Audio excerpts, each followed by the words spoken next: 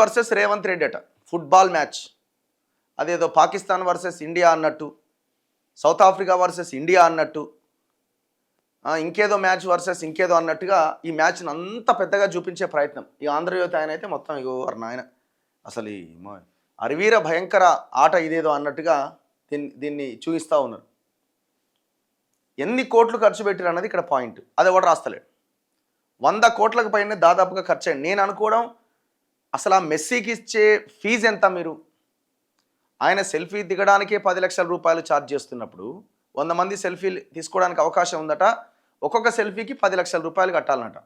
Already ఆన్లైన్లో టికెట్లు పెట్టిరు. మరి సెల్ఫీ దిగడానికి 10 లక్షలు అన్నప్పుడు అర్జెంటీనా నుంచి హైదరాబాద్కి రావడానికి మరి ఎన్ని కోట్ల రూపాయలు తీసుకున్నాడు? 100% డబ్బులే. కోట్ల రూపాయల డబ్బులు తీసుకుని ఆయన వచ్చే అవకాశం లేదు. మరి ఎన్ని కోట్లు తీసుకున్నాడు? మీరు చెప్పండి. ఈ మ్యాచ్ వల్ల తెలంగాణ ప్రజలకు వచ్చేది ఏంటో చెప్పండి.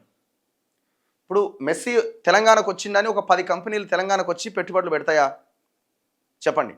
మెస్సీ నువ్వు కలిసి ఫుట్బాల్ గేమ్ ఆడితే ఆకలి కేకలు వినిపిస్తున్న ప్రజల కడుపులు నిండుతాయా?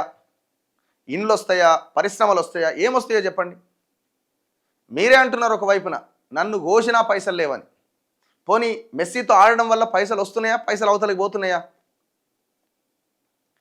మీరే అన్నారు ప్రతిపక్షంలో ఉన్నప్పుడు ఈ దుబారా ఖర్చులేంది, ఈ పేపర్లకు ప్రకటనలేంది, 100 కోట్ల రూపాయలు ఖర్చు పెడుతున్నారు అని. మరి మీరు చేసేది ఇది కూడా దుబారా ఖర్చు కాదా? ఎన్ని రాష్ట్రాలు మెస్సీతో ఆట ఆడించినాయి? ఎన్ని రాష్ట్రాలు ఎంతమంది ప్లేయర్లను లేకపోతే ఆయా రంగాల్లో గొప్ప గొప్ప వాళ్ళను తీసుకొచ్చి ఇన్ని 100 కోట్లు ఖర్చు పెడుతున్నాయి? ఎన్ని రాష్ట్రాలు?